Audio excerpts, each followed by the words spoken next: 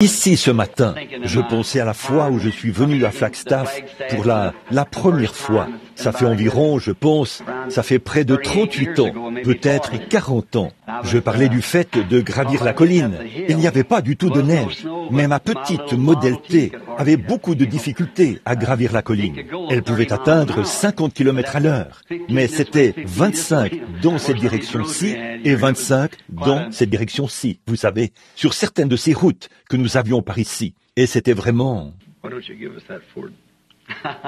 Frère Carl, non, il me parle d'un petit poème que j'ai composé une fois au sujet de ma Ford. Ce n'est pas le bon endroit pour le réciter, frère Carl. Alors, nous sommes très reconnaissants. J'ai entendu tellement de beaux témoignages ce matin, alors que j'écoutais ces frères, et j'ai rencontré quelques-uns de ces hommes. Il y a ce prédicateur qui vient de prendre la parole ici, un petit frère hispanophone qui a donné du temps à ce petit garçon pour qu'il puisse chanter. N'était-ce pas magnifique pour la voix d'un enfant de 6 ans? Oh, c'est la plus belle petite voix que j'ai jamais entendue pour un petit garçon de cet âge-là. Eh bien, ce frère, les frères ont oublié de l'annoncer, mais il tient une série de réunions ici dans votre ville. Je pense que c'est à l'église de Dieu ou dans les assemblées de Dieu. Les assemblées de Dieu, là-bas, dans les assemblées de Dieu. Et je suis sûr qu'ils apprécieraient votre présence. Combien de temps dure cette série de réunions, frère? Jusqu'à dimanche soir. Pardon? Un service de louange et d'adoration ce soir. Donc, vous êtes tous cordialement invités à cette réunion à 19h30 ce soir. Quelle est l'adresse de cette église, frère? Pouvez-vous nous indiquer où elle se trouve? 113 rue West Clay, ici même dans la ville de Flagstaff. Et je suis sûr que est-ce que le petit garçon sera avec vous? Non, son papa va chanter. Vous chantez, n'est-ce pas? Eh bien, c'est très bien. J'ai bien compris.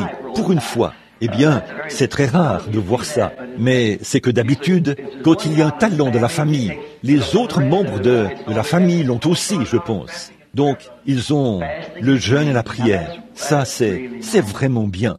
Eh bien, vous savez, si l'Amérique, si tous ensemble, si toutes nos familles américaines agissaient ainsi, eh bien, on fermerait tous les services de police.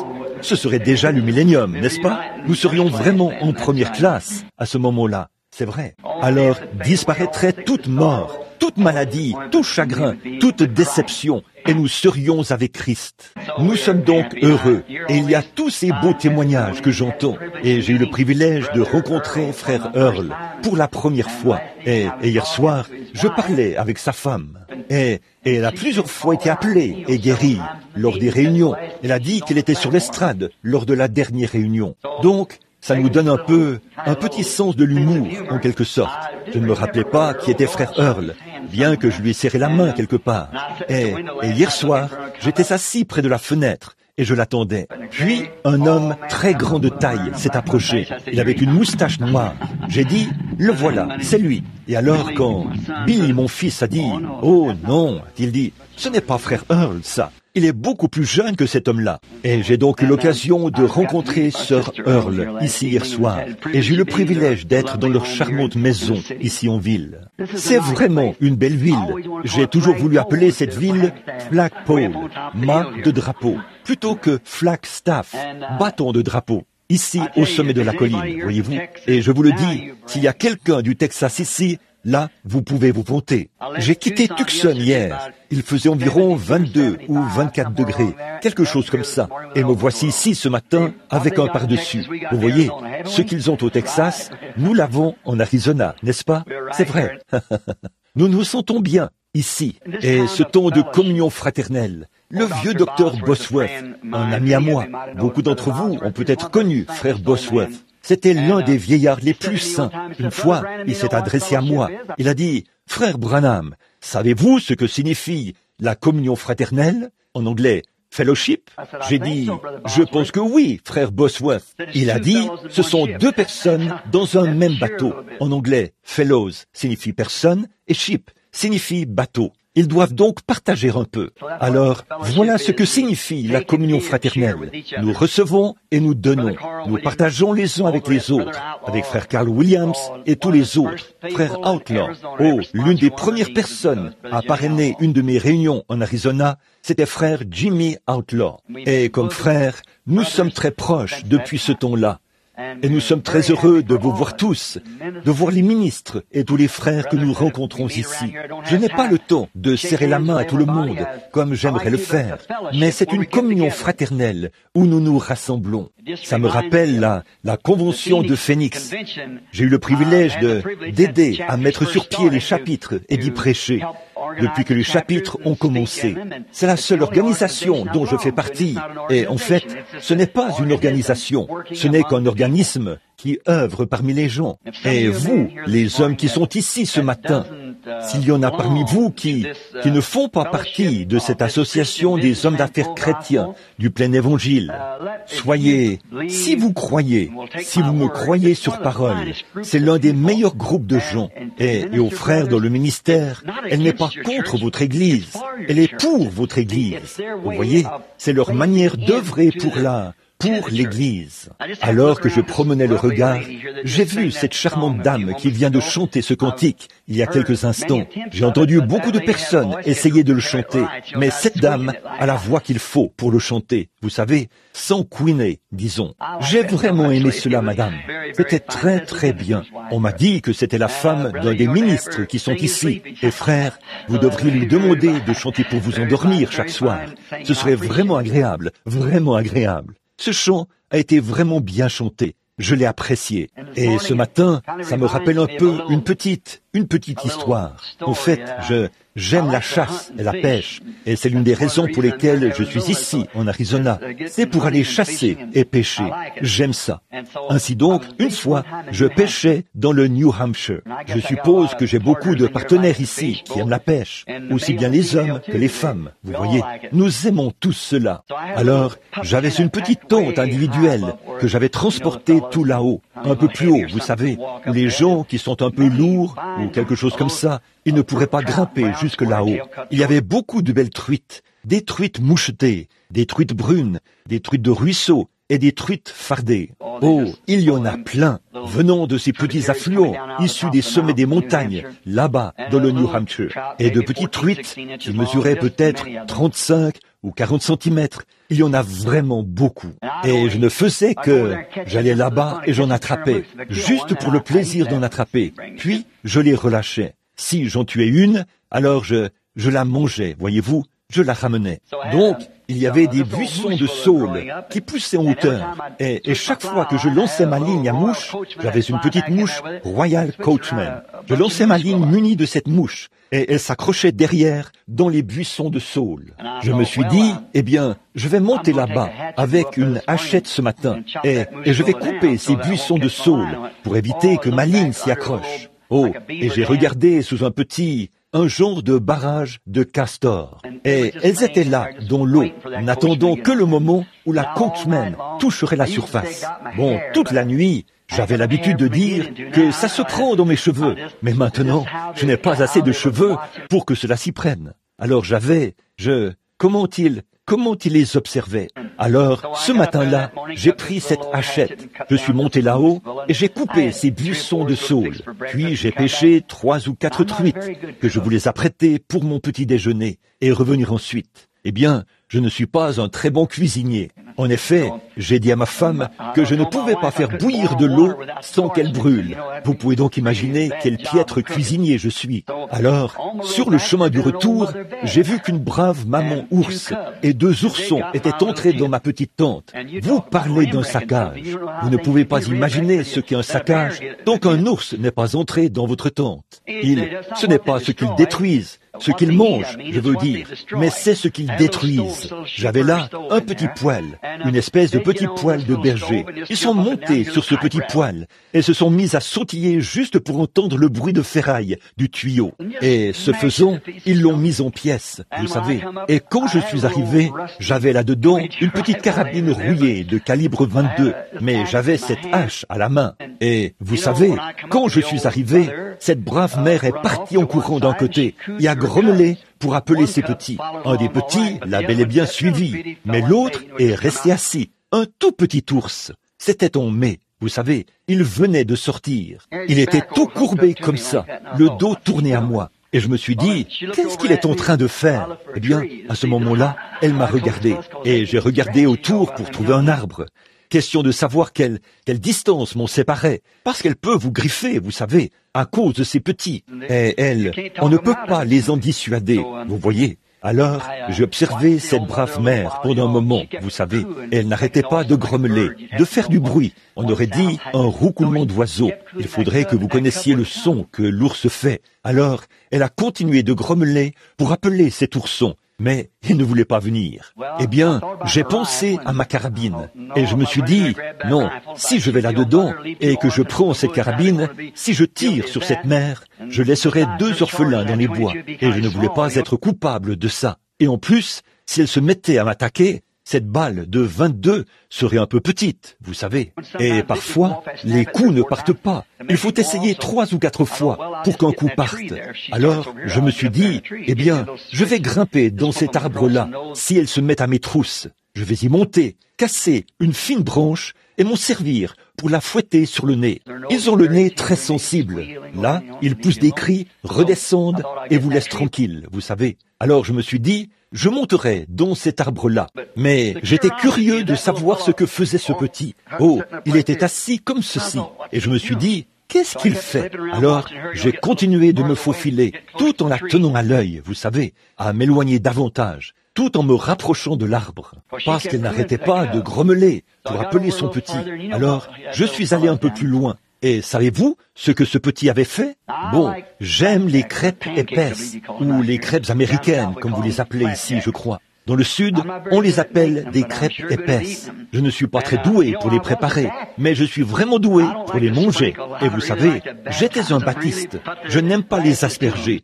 J'aime vraiment les baptiser. Je verse vraiment de la mélasse dessus. Donc, j'avais un bocal de mélasse, à peu près grand comme ça, à l'intérieur. Un petit seau de 2 litres pour mes crêpes épaisses. Et ce petit, vous savez, de toute façon, les ours aiment ce qui est sucré. Il avait ouvert ce seau de mélasse, et il était assis là. Sa petite patte était à peu près large comme ça. Il le tenait dans ses bras. Il y plongeait son petit pied, puis il le léchait. Comme ça, vous savez. C'est vrai. Et il léchait sa petite langue. Et je me suis mis à...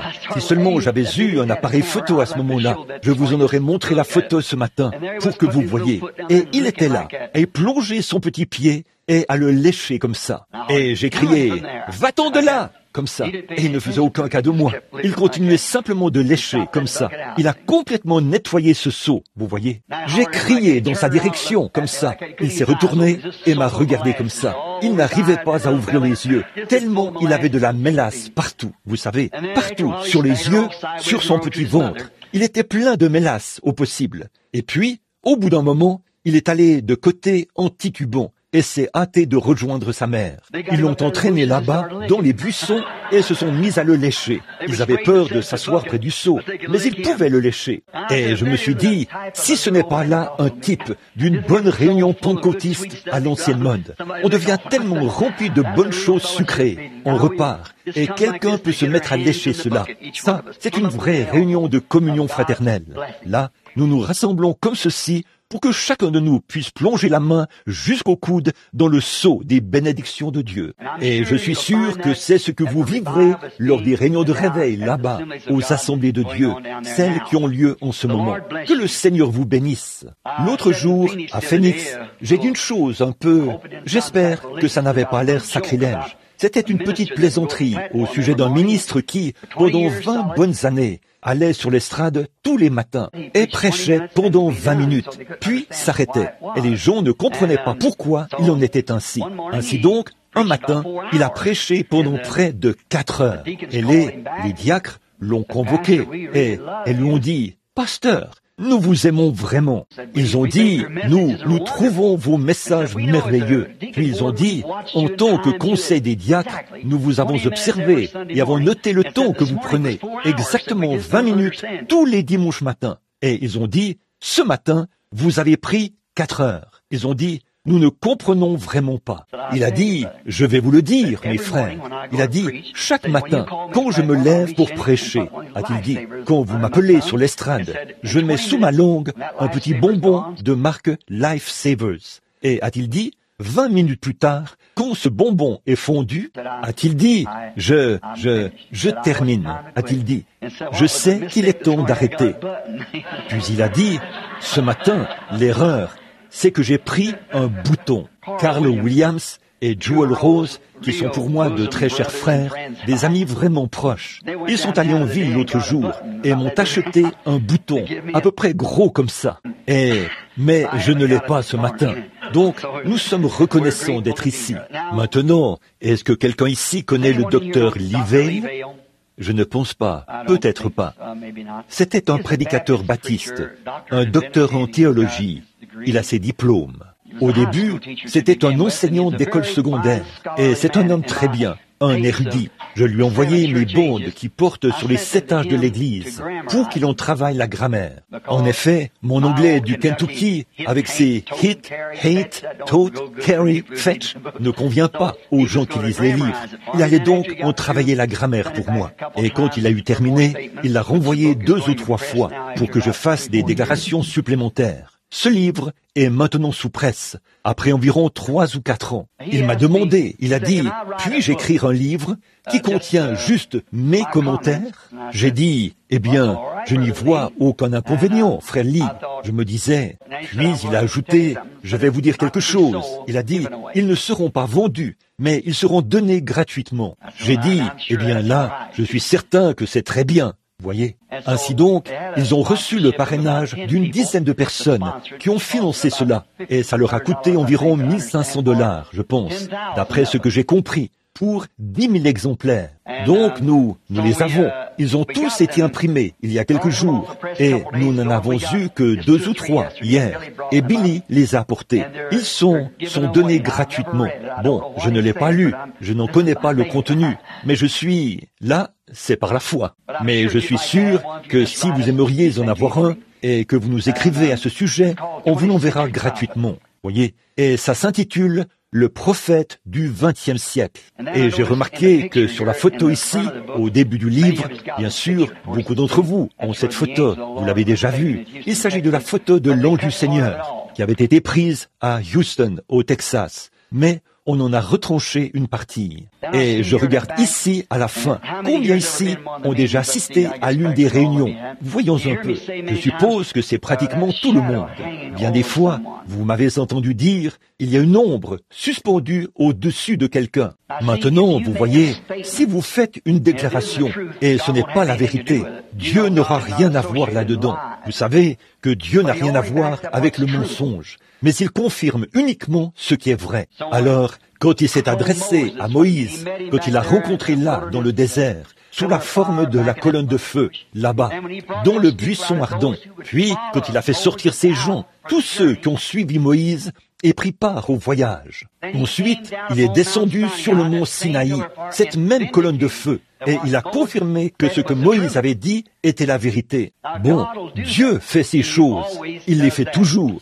Donc, cette lumière-ci, bien sûr, nous l'associons à Dieu, parce qu'elle a la même nature, et fait tout ce qu'il faisait quand il était ici sur la terre.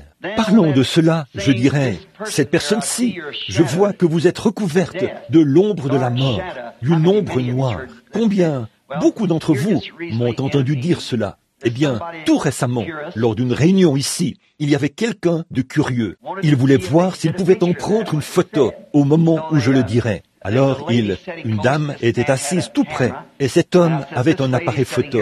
Et j'ai dit, cette dame qui est assise ici, c'est Madame Untel, quel que soit son nom. J'ai dit, elle est recouverte de l'ombre de la mort, c'est-à-dire qu'elle a le cancer. Et juste à ce moment-là, il a pris la photo, parce qu'il était tout près. Et voilà, c'était là, vous voyez, ce cancer noir de la mort, suspendu au-dessus de cette femme, en forme de capuchon. Puis le Saint-Esprit a de nouveau parlé. Or, quand ils ont mis ceci dans le livre, cela n'avait pas été inclus. Alors, ils ont simplement ajouté ceci ici, en attendant de faire une réimpression du livre. C'est pour ça que vous verrez cette feuille volante qui s'y trouve. Je pense que c'est la voie de la guérison, qui a imprimé ce livre. Bon, c'est totalement gratuit. Et les commanditaires qui ont parrainé le livre, qui l'ont financé à hauteur de $1 500, afin que le public puisse l'avoir et le lire. Donc, c'est gratuit. Et c'est un beau petit livre. Je n'en connais pas le contenu. Je ne l'ai jamais lu. Le Père le sait. Mais vous voyez, c'était, pour moi, c'était la vérité absolue. C'est ce que nous recherchons, la vérité. Jésus a dit, vous connaîtrez la vérité vous affranchira. Et c'est lui qui est cette vérité. Il est Jésus, le Fils de Dieu. C'est lui qui est la vérité de la parole. Parce qu'il était la parole faite chair. Au commencement était la parole, et la parole était avec Dieu, et la parole était Dieu, et la parole a été faite chair, et elle a habité parmi nous. Alors, cela faisait de lui la vérité, parce que la parole est la vérité, et il était la vérité. Maintenant, quand nous voyons Dieu revenir dans ces derniers jours, ce grand mouvement de Dieu, qui agit dans les nations du monde et qui rassemble un peuple pour l'épouse. C'est la vérité. Il y a des années, on disait, le parler en langue, ça n'existe pas. Ce sont des balivernes. Dieu l'a promis et il a prouvé que c'est la vérité. C'est vrai. Quelqu'un a dit ce matin, je crois que c'était notre noble sœur, là, qui travaille beaucoup avec les enfants au sujet de leur baptême. Elle a dit, on peut entendre quelqu'un parler en langue, mais entendre quelqu'un chanter en langue, voyez-vous, c'est tellement beau. Je me souviens de ma première expérience. C'était au Rediger Tabernacle, à Fort Wayne, dans l'Indiana. J'étais en train de prêcher. J'avais un service de guérison après la mort de frère B. Rediger. Frère Bosworth y était, Paul Rader, et beaucoup d'entre vous, les hommes plus âgés comme moi, vous vous souvenez de Paul Rader. Il était baptiste et nous étions de grands amis. Ainsi donc, j'étais là à prêcher et j'étais sur le point de prier pour les malades. À l'époque, c'était une chose étrange pour eux. Mais une dame y avait amené un petit garçon qui était infirme. Et alors qu'il avançait sur l'estrade, la vision du Seigneur est apparue. Et je lui ai dit tout ce qui n'allait pas chez le petit garçon. Puis, j'ai demandé à la jeune fille de me donner le petit garçon.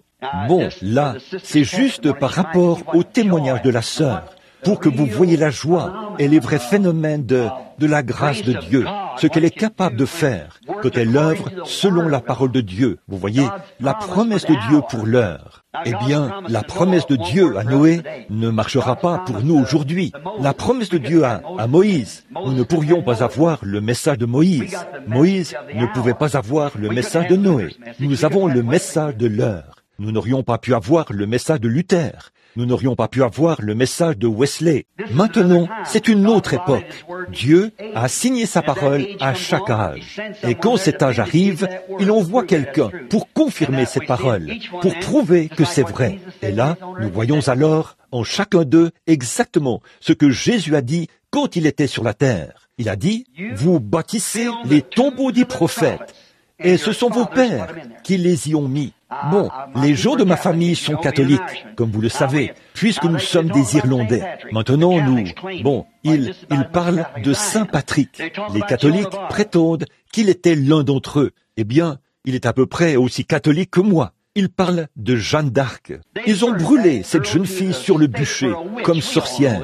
Nous le savons tous, parce qu'elle était spirituelle et qu'elle avait des visions. Bien sûr, quelques centaines d'années plus tard, ils ont déterré le corps de ces prêtres, ont fait pénitence et les ont jetés dans le fleuve. Mais ce n'est pas ce qu'il faut faire, vous voyez. Ils passent toujours à côté. L'homme loue toujours Dieu de ce qu'il a déjà fait. Il est dans l'expectative de ce qu'il sera et il ne tient aucun compte de ce qu'il est en train de faire. C'est tout simplement la nature de l'homme. Et l'homme du monde, sa nature n'a pas changé. Donc, nous voyons que notre message aujourd'hui, le message que nous avons, qui est « Sortez de Babylone et soyez libres et soyez remplis de l'Esprit, vos lampes préparées et lumineuses, et levez les yeux, notre rédemption est proche. » Ces choses sont étrangères à beaucoup de gens qui respirent et qui invoquent le nom de notre bien-aimé Seigneur. Mais malgré tout ça, nous n'avons rien contre ces gens des dénominations. Ils sont très bien, ils sont bien. Ce sont nos collaborateurs dans l'Évangile. Parce que Jésus a dit, nul ne peut venir à moi si mon Père ne l'attire. Et tous ceux que le Père m'a donnés viendront. Alors, nous ne sommes responsables que de semer des semences. Une partie est tombée le long du chemin, une autre partie sur différents terrains, et une autre partie est tombée et a donné du fruit. 1 grain 100. Donc, nous ne sommes que des semeurs de semences. Dieu est celui qui les dirige quand elles tombent.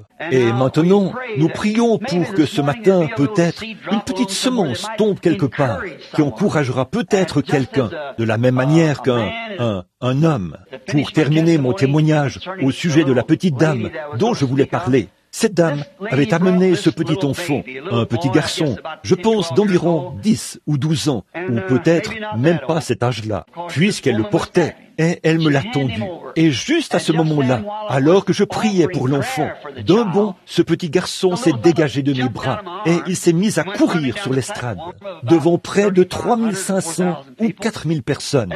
Et à ce moment-là, comme c'était la première fois qu'il voyait pareille chose se produire, la mère, qui était assise sur le siège avant, s'est évanouie et est tombée à la renverse. Et une jeune fille Amish. Connaissez-vous les Amish? Je ne sais pas s'il y en a par ici.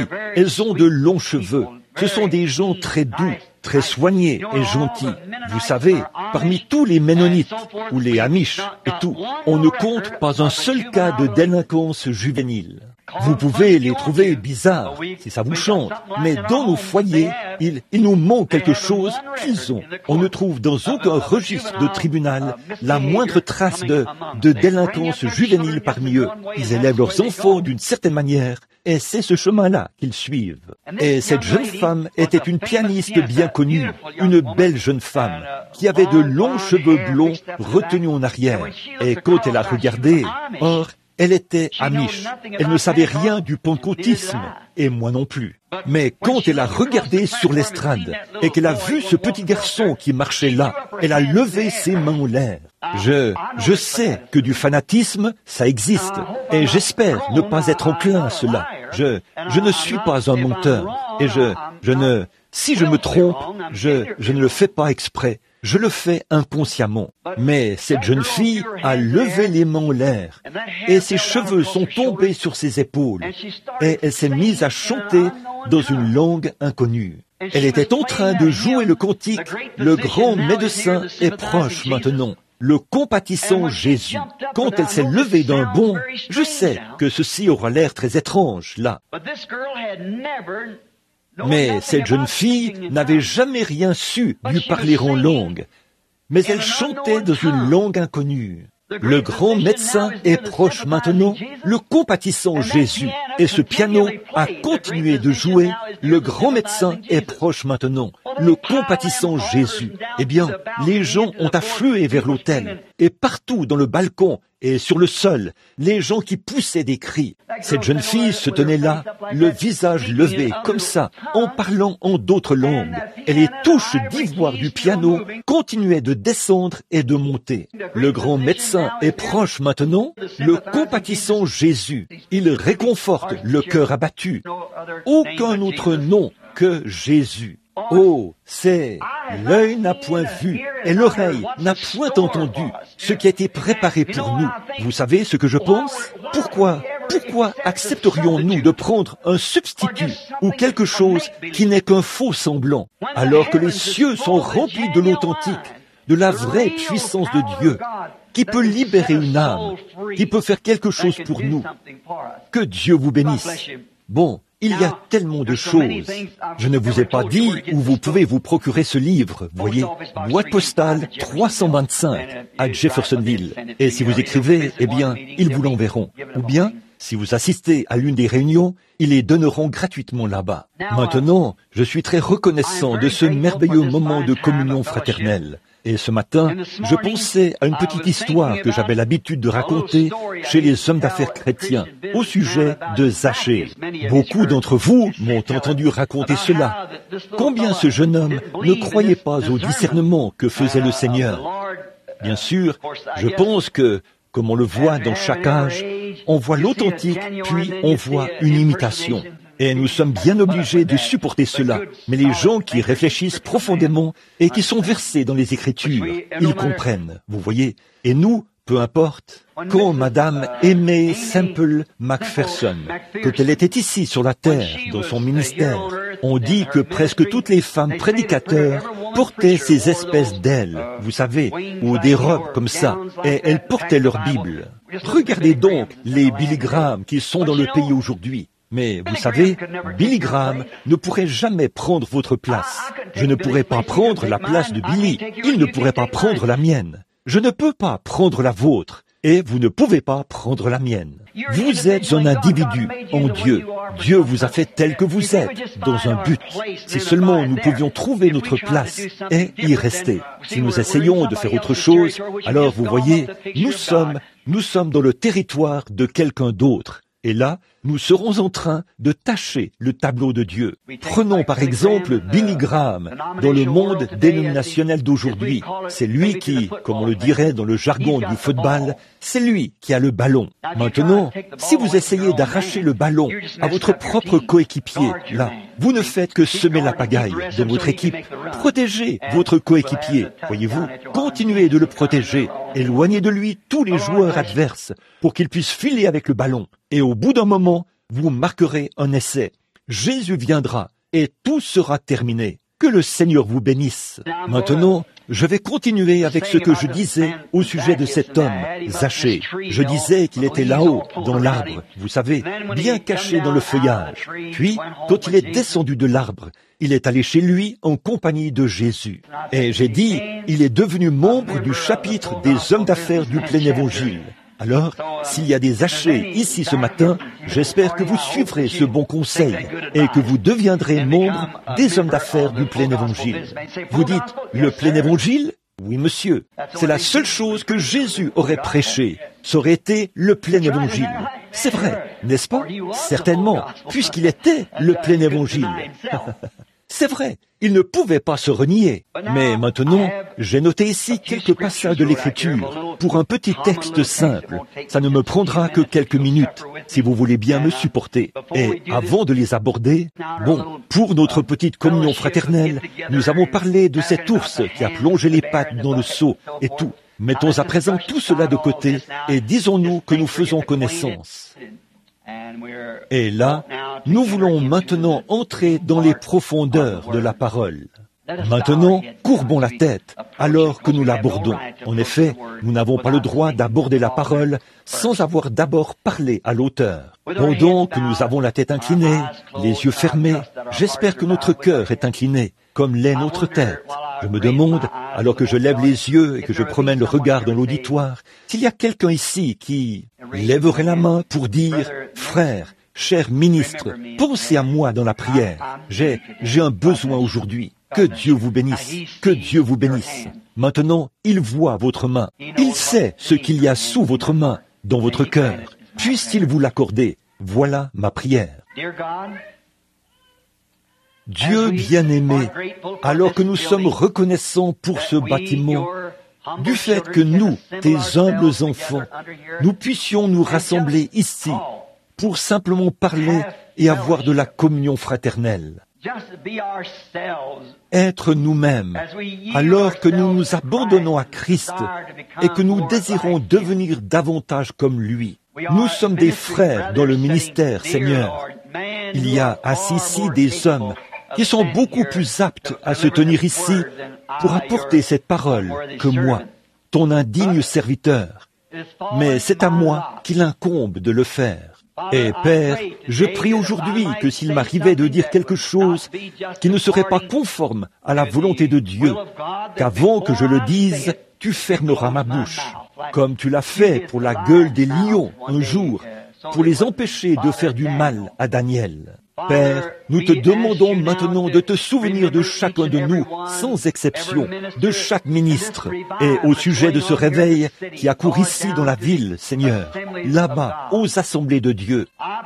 Je te prie, Dieu bien-aimé, d'envoyer là-bas un réveil, tel que toute cette ville sera stimulée par la puissance de Dieu, et que tous ces bars et ces enfants qui errent dans la rue seront amenés au trône de Dieu, et qu'ils seront remplis de sa bonté et de son esprit. Accorde-le, Père Céleste. Et nous prions qu'aujourd'hui, s'il y a un homme ou une femme, un garçon ou une fille, qui ont été amenés à cette réunion ce matin, alors que nous sommes ici, à l'abri de la neige, que le glorieux Saint-Esprit visite leur cœur et leur parle de façon mystérieuse. Peut-être y en a-t-il qui se sont égarés, qui t'avaient reçu autrefois, Seigneur, mais qui maintenant se sont éloignés. Ramène-les, Seigneur, ce matin. Nous prions pour ce chapitre, pour frère Earl et sa femme, et pour les autres.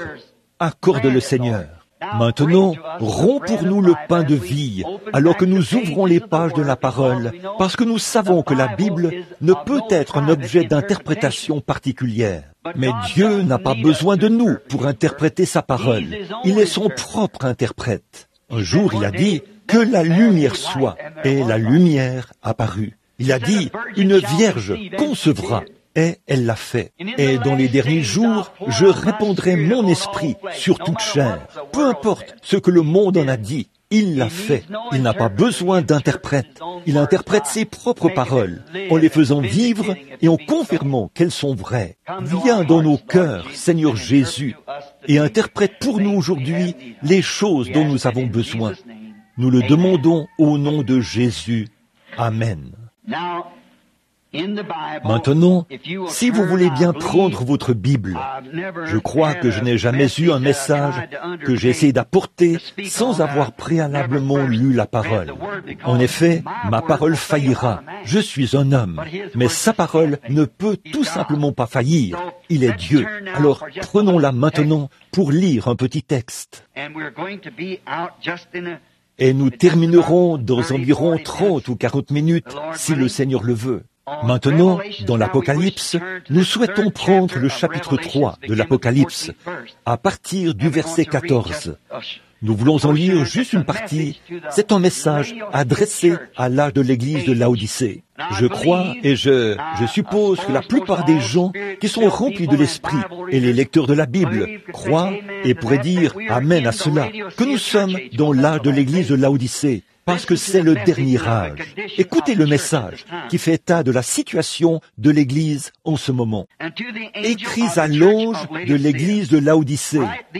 Voici ce que dit l'Amen, le témoin fidèle et véritable, le commencement de la création de Dieu. Je connais tes œuvres. Tu n'es ni froid ni bouillant. Puisses-tu être froid ou bouillant? Ainsi, parce que tu es tiède et que tu n'es ni froid ni bouillant, je te vomirai de ma bouche. Parce que tu dis, je suis riche, je me suis enrichi et je n'ai besoin de rien. Et parce que tu ne sais pas que tu es malheureux, misérable, pauvre, aveugle et nu. Je te conseille d'acheter de moi de l'or éprouvé par le feu, afin que tu deviennes riche, et des vêtements blancs, afin que tu sois vêtu, et que ta honte de ta nudité ne paraisse pas, et un collier pour oindre tes yeux, afin que tu vois. Moi, je reprends et je châtie tous ceux que j'aime. Aie donc du zèle, et repens-toi. Voici, je me tiens à la porte, et je frappe. Si quelqu'un entend ma voix, et ouvre la porte, j'entrerai chez lui, je souperai avec lui, et lui avec moi. Celui qui vaincra, je le ferai asseoir avec moi sur mon trône. Comme moi, je vins et me suis assis avec mon Père sur son trône. Que celui qui a des oreilles entende ce que l'Esprit dit aux églises.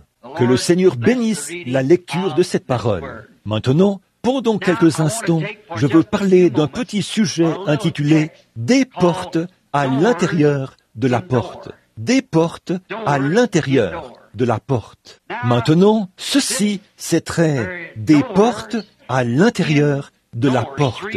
En anglais, « doors in door ». Ça fait 3 mots. Des portes à l'intérieur de la porte. Vous me direz peut-être, frère, il y a probablement 100 personnes ici. Là, ne trouvez-vous pas que ce texte est un peu court, puisque vous avez devant vous une centaine d'âmes? Eh bien, là, c'est peut-être vrai. Le texte est court, Mais ce n'est pas la longueur du texte qui compte, c'est ce qu'il en est. C'est ce que le texte dit qui compte. Par exemple, je crois que c'était à Louisville, dans le Kentucky, il y a quelque temps. Un petit garçon était monté dans le grenier. Il s'est amusé à fouiller dans de vieilles malles qui se trouvaient dans la mansarde. Et il est tombé sur un vieux timbre-poste. Eh bien, la première chose qui lui est venue à l'esprit, c'est qu'il pourrait peut-être obtenir de quoi s'acheter un cornet de glace en échange de cela. Il y avait un collectionneur dans sa rue et il a descendu la rue à toute vitesse et lui a dit « Que me donnerez-vous pour ce timbre ?» Le collectionneur l'a examiné. C'était un peu décoloré. Il a dit, je vais te donner $1. Oh, il l'a vendu sans hésitation. Il l'aurait vendu pour 5 sous et il en aurait été très heureux pour s'offrir une glace. Mais là, il l'avait vendu pour $1. Le collectionneur l'a vendu pour $500. Et par la suite, je ne sais pas exactement à quel prix c'était rendu, mais on parlait de plusieurs centaines de dollars.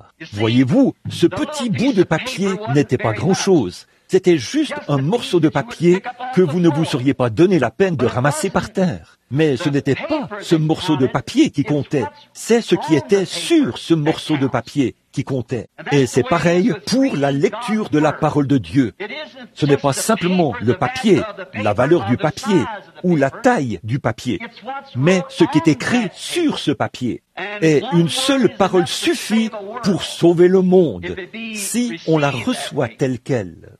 Il y a quelque temps, j'ai lu une histoire au sujet de l'époque de notre noble, l'un des plus grands présidents que ce pays ait jamais eu, à mon avis, c'était Lincoln. Non pas parce qu'il était du Kentucky, mais parce qu'il était un grand homme. Il était sans instruction, mais malgré tout, il avait quelque chose dans son cœur, un but. J'aime un homme qui a une vision.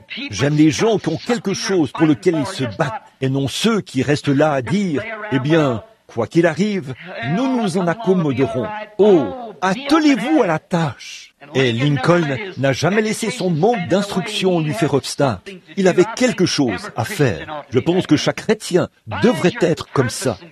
Découvrir quel est son but et l'accomplir. Chaque membre de ce chapitre, pas simplement, eh bien, nous avons un petit déjeuner ensemble, une fois par mois. Ce n'est pas ça. Ou tous les samedis.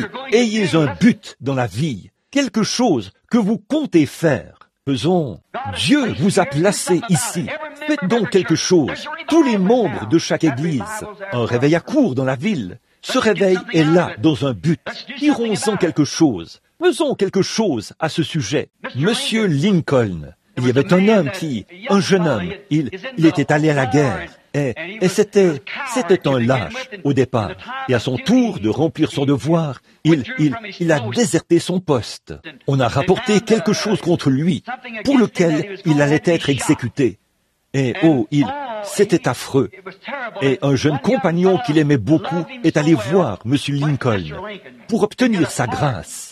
À l'époque, c'est lui qui était président ici aux États-Unis, et il est donc allé le voir pour qu'il lui accorde sa grâce. Et il s'est adressé à lui au moment où il descendait de son carrosse. M. Lincoln était un homme maigre, grand et barbu, un sudiste typique.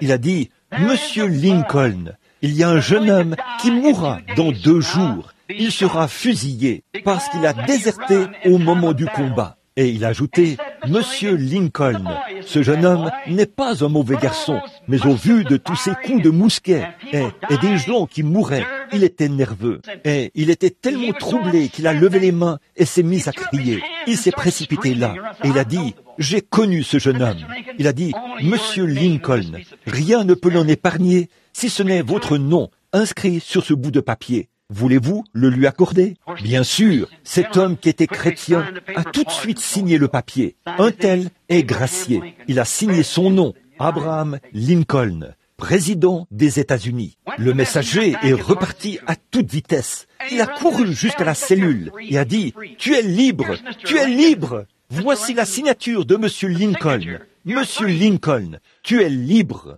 Il a dit, « Pourquoi viens-tu te moquer de moi alors que tu sais que je mourrai demain ?» Il a dit, « Ôte cela de ma vue.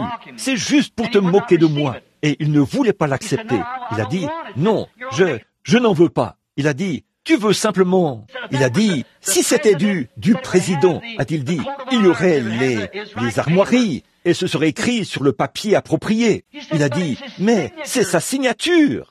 Il a dit, comment saurais-je avec certitude que c'est sa signature?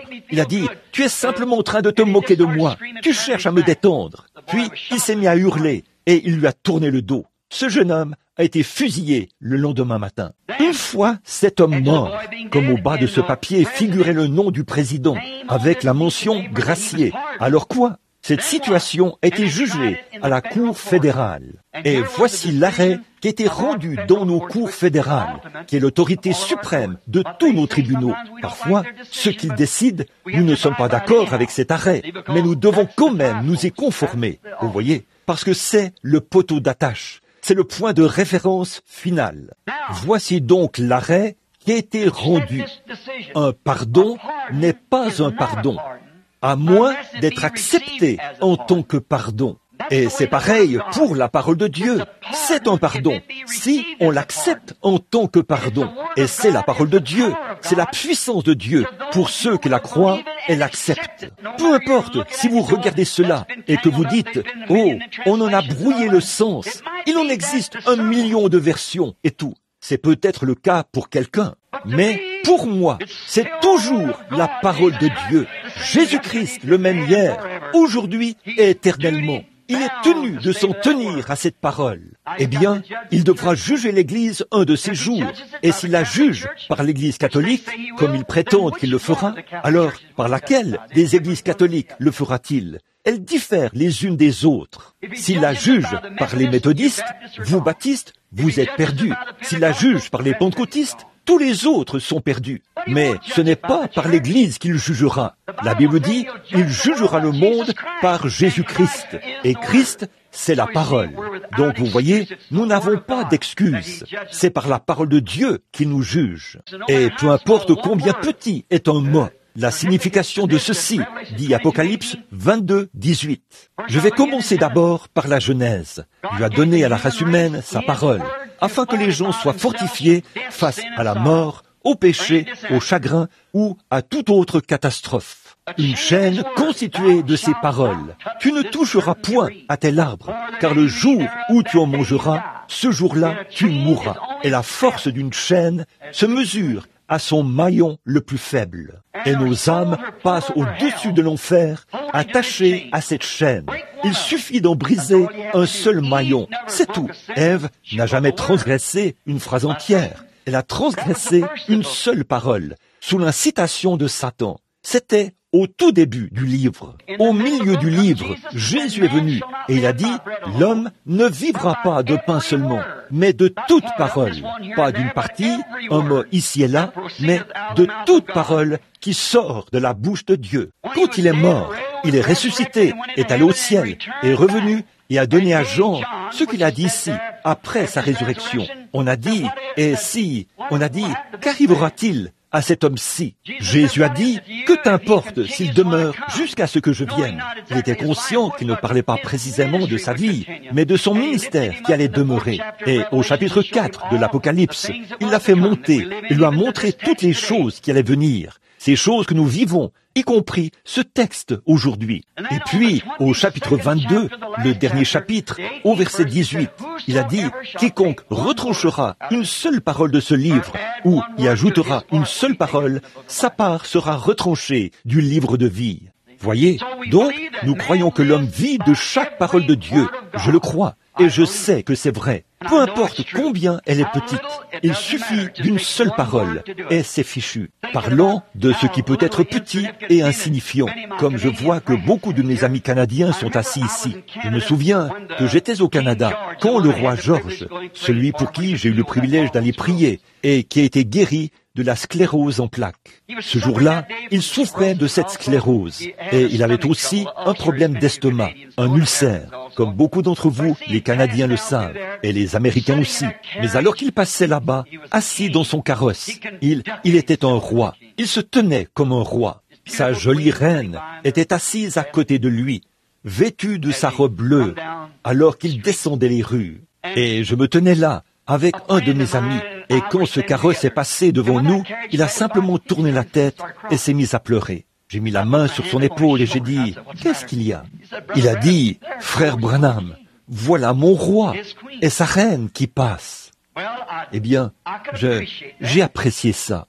Alors, je me suis dit, si un Canadien assujetti à l'autorité du gouvernement, pas l'autorité du gouvernement, mais il exerce quand même une autorité dans le gouvernement de l'Angleterre, et quand ce roi passe, si cela peut faire pleurer un Canadien et qu'il détourne la tête pour pleurer, quand sera-t-il quand nous verrons notre roi?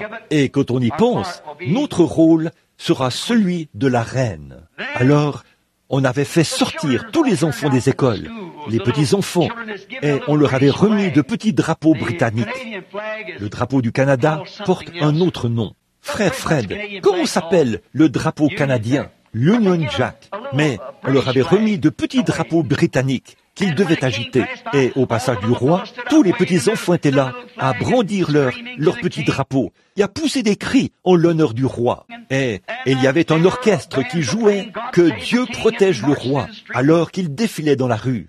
Oh, si seulement vous pouviez avoir, vous pourriez entrevoir ce qu'il en sera là-bas à la résurrection. Et alors, on avait donné la directive à ces tout-petits de retourner à l'école dès que le défilé serait terminé. Et au retour de ces tout-petits, une petite fille manquait à l'appel dans l'une des écoles. Et on s'est mis à chercher cette petite fille partout dans les rues. Et finalement, derrière un poteau télégraphique, se tenait cette toute petite fille minuscule qui pleurait à chaudes larmes. Eh bien, l'institutrice l'a prise dans ses bras. Et qu'est-ce qu'il y a? N'as-tu pas vu le roi? Elle a dit, oui, j'ai vu le roi. Elle a dit, n'as-tu pas agité ton drapeau? Elle a dit, oui, j'ai agité mon drapeau. Elle a dit, eh bien, alors, pourquoi pleures-tu? Elle a dit, voyez-vous, madame l'institutrice, je suis très petite. Les autres étaient devant moi, et ils étaient plus grands. J'ai agité mon drapeau, mais il ne l'a pas vu. Et elle était troublée à ce sujet. Eh bien, il se peut que le roi George n'ait pas vu cet enfant qui était petite de taille. Il se peut qu'il n'ait pas vu son élan patriotique et toute l'affection qu'elle avait pour lui. Elle était trop petite. Mais il n'en est pas ainsi de notre roi. Oh, la moindre petite chose que nous faisons, il la voit. Et il connaît toutes les choses, et même les pensées de nos cœurs.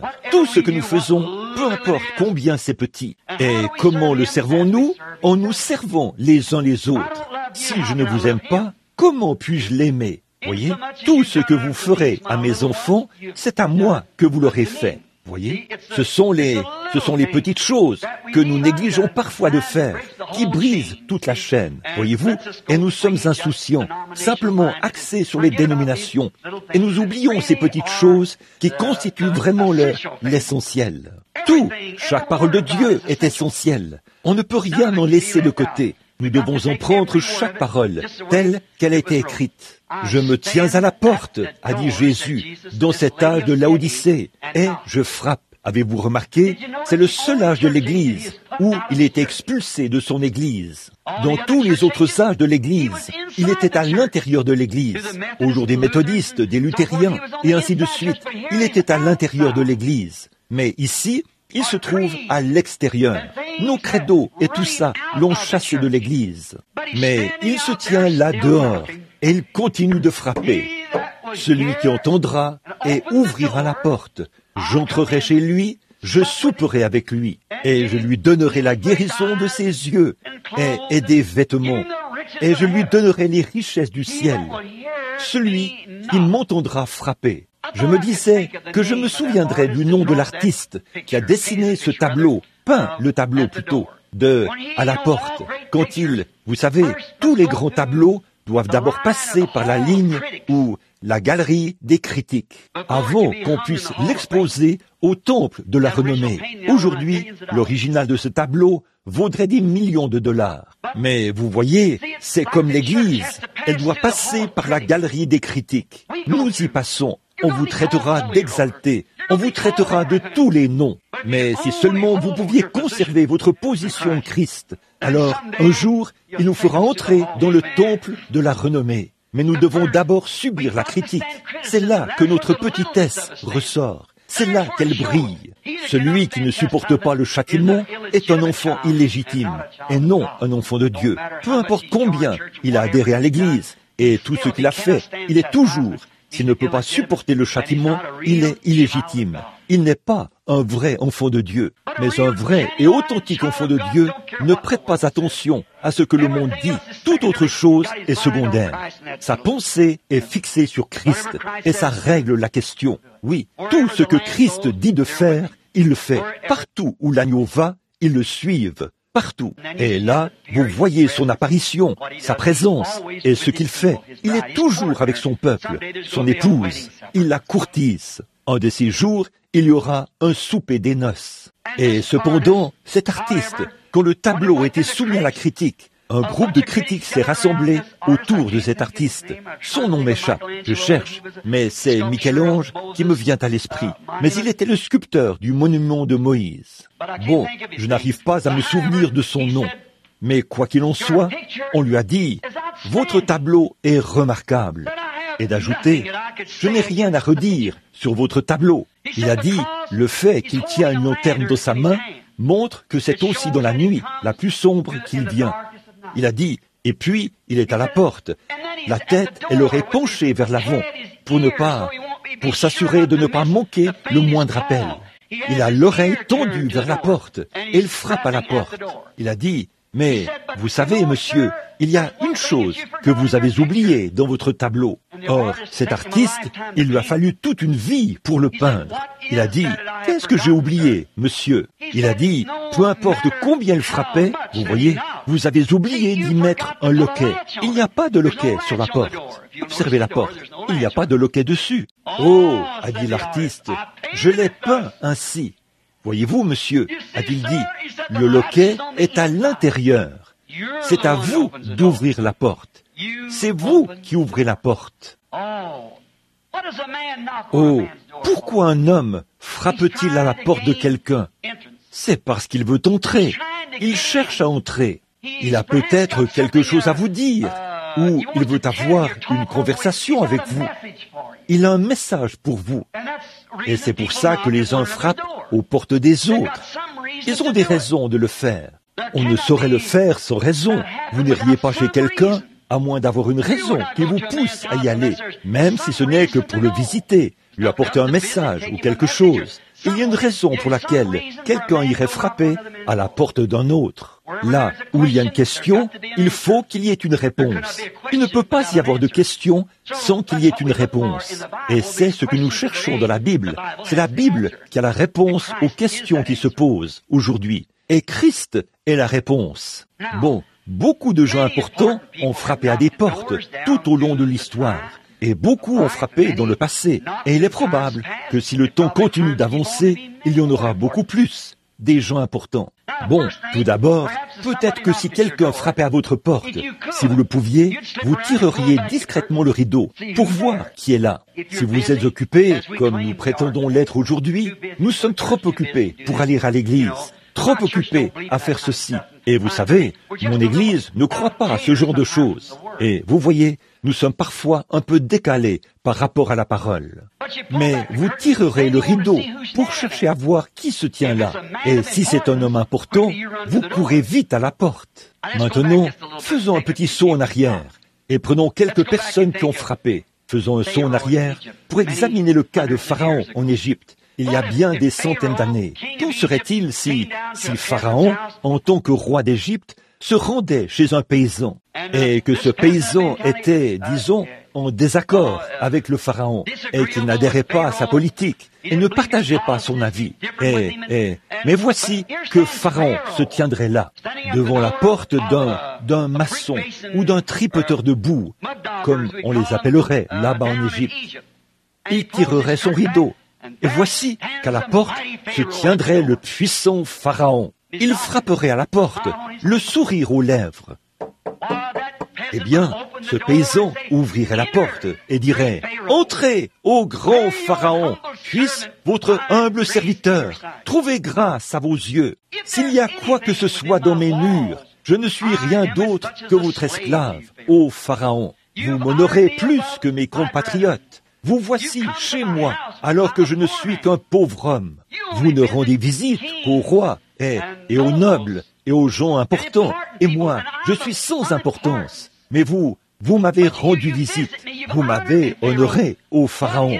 Que peut faire votre humble serviteur pour vous? Peu importe ce que Pharaon demanderait, même si c'était sa propre vie, il la donnerait. Certainement, ce serait un honneur. Ou, prenons par exemple, Feu Adolf Hitler, quand il était Führer en Allemagne. Qu'en serait-il s'il était allé chez un soldat? Ce groupe de petits soldats nazis vivait dans le même campement. Et tout à coup, eh bien, quelqu'un frapperait à la porte. Et ce petit soldat dirait, « Ah, je ne me sens pas bien ce matin. Ma femme, dis-leur de s'en aller. » Puis, elle irait discrètement à la porte et tirerait le rideau. Elle dirait, « Mon mari, lève-toi vite !» Qu'est-ce qu'il y a? Qui est là? Hitler, le Führer de l'Allemagne. Oh là là, ce petit soldat se lèverait d'un bond, enfilerait rapidement ses vêtements et se mettrait au garde à vous. Il s'avancerait jusqu'à la porte, la déverrouillerait et l'ouvrirait. Il dirait « Heil Hitler !» Voyez-vous, dans son temps, c'était un grand homme là-bas, en Allemagne. Comment puis-je vous être utile? S'il lui avait dit « Va là-bas au sommet de la falaise et jette-toi en bas », il l'aurait fait. Pourquoi? Personne n'était au-dessus de lui à l'époque des nazis. Aucun homme n'était plus important en Allemagne qu'Adolf Hitler. C'était un grand homme. Et quel honneur, puisqu'il ne rendait visite qu'aux généraux et aux grands hommes. Mais voici qu'il serait à la porte d'un petit fantassin. Oh, ce serait vraiment un grand honneur pour lui. Eh bien, maintenant, qu'en est-il de Flagstaff? Nous allons rapprocher cela de chez nous. Qu'en serait-il si cet après-midi, notre président, Monsieur Johnson, L.B. Johnson, qu'en serait-il s'il descendait d'un avion quelque part par ici? Bon, nous sommes tous de la même classe sociale. Nous sommes tous pauvres. Peut-être que l'un de nous a un emploi un peu meilleur qu'un autre. Peut-être une maison un peu meilleure. Mais après tout, nous ne sommes que des humains. Mais qu'en serait-il s'il venait chez vous, peut-être chez le plus humble d'entre nous, et frappait à la porte? Que vous alliez à la porte et que là se tenait le président L.B. Johnson. Eh bien, ce serait un grand honneur.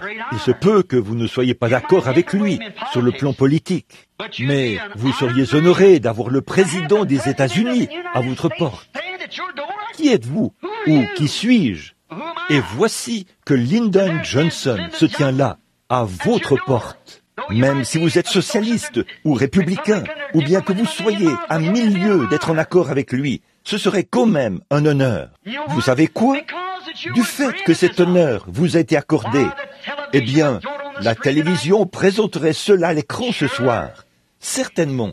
Demain, au journal de la mi-journée, il y aurait de gros titres là-dessus, ici, dans le journal de Flagstaff, et on dirait « Jean Untel, le président des États-Unis, a atterri par surprise à Flagstaff hier, et sans avoir été invité, il est venu et a frappé à votre porte.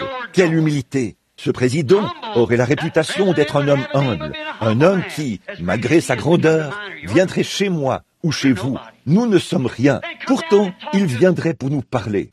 Voyons, vous marcheriez dans la rue et vous diriez « Oui, c'est bien moi, le président m'a rendu visite. » Arrêtez-vous un instant, permettez-moi de bien vous regarder. Regardez directement vers moi. Maintenant, de quoi avez-vous l'air quand vous vous éloignez en marchant? Vous seriez une personne importante, certainement. Et qu'en serait-il si la reine d'Angleterre venait, même si vous n'êtes pas sous sa souveraineté? Mais ce serait un honneur pour certaines d'entre vous, les femmes, de recevoir la reine d'Angleterre, même si vous n'êtes pas sous sa souveraineté. Mais qu'importe, c'est une grande personnalité, c'est la plus grande reine du monde en ce moment, certainement qu'elle l'est sur le plan politique. Mais si elle vous demandait une petite babiole que vous avez sur votre mur et qui a un grand prix à vos yeux, vous la lui donneriez. Ce serait pour vous un honneur de le faire. Certainement, elle est la reine d'Angleterre et vous seriez honoré par le président. Et tout le monde parlerait de l'humilité de la reine d'Angleterre, qui aurait pris un vol pour aller voir une certaine femme à Flagstaff. Une rien du tout. Ce serait publié dans les journaux et ça ferait l'objet des bulletins d'information. Mais vous savez, la personne la plus importante de tous les temps, Jésus-Christ, frappe à notre porte. Et il est rejeté plus que tous les rois et tous les potentats qu'on ait jamais eus. C'est vrai. Et si vous l'acceptiez et que vous vous mettiez à dire quelque chose à ce sujet, le monde extérieur vous rirait au nez. Aucun bulletin de nouvelles ne... Qui de plus grand que Jésus-Christ pourrait venir chez vous? Qui de plus grand que Jésus-Christ pourrait frapper à votre porte? Qui pourrait le faire? Le Fils de Dieu. Qui de plus important pourrait frapper chez vous? Cependant, il frappe jour après jour. Et même si vous l'acceptez, on vous traite de fanatique. Alors, vous voyez combien le monde connaît les siens? C'est vrai. Mais là, il ne viendrait pas, à moins d'avoir une raison de venir. Et, à y penser, l'humilité du président Johnson, ou de la reine d'Angleterre, ou de toute autre grande personnalité. Oh, combien on clamerait cela, l'humilité de cette très grande personnalité qui aurait frappé à votre porte. Qu'en est-il de l'humilité du Fils de Dieu? Qui sommes-nous, sinon des pécheurs souillés, nés dans le péché, enfantés dans l'iniquité, venus au monde en disant des mensonges? Et alors, le Fils de Dieu viendra frapper à notre porte. Maintenant, la reine d'Angleterre pourrait vous demander une faveur. Elle pourrait vous prendre quelque chose. C'est pareil pour le président. Il pourrait vous demander de faire des choses contre votre gré. Il pourrait vous demander des trésors dont vous ne voudriez pas vous séparer et qui n'auraient aucune importance, sinon à ses yeux. Mais quand Jésus frappe, il vous apporte quelque chose. Il vous apporte le pardon. Ne le rejetez pas. Oh, I love that man from Galilee, for he's done so very much for me. He's forgiven all my sins, placed the Holy Ghost within. Oh, I love that man of Galilee. The publican went to pray in the temple there one day. He cried, "Oh Lord, be merciful to me." He was forgiven of every sin and a deep place within. He said, "Come see this man from Galilee." Oh, I love that man from Galilee, for he's done so very much for me. He's forgiven all my sins, placed that Holy Ghost within. Oh, I love that man of Galilee. The lame was made to walk, the dumb was made to talk. That power was spoken with love upon the sea. The blind was made to see. I know it could only be the power of that man from Galilee. Hallelujah. Oh, I love that man from Galilee, for he's done so very much for me. He's forgiven all my sins, placed that Holy Ghost within. Oh, I love that man from Galilee. Listen to this one.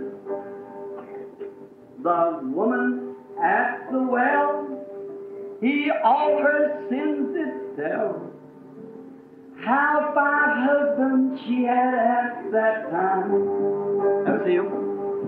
She was forgiven of every sin, and the deep peace came within. Then she cried, "Come see that man from Galilee." Oh, I love that man from Galilee, for he's done so very much for me. He's forgiven all my sin. Place the Holy Ghost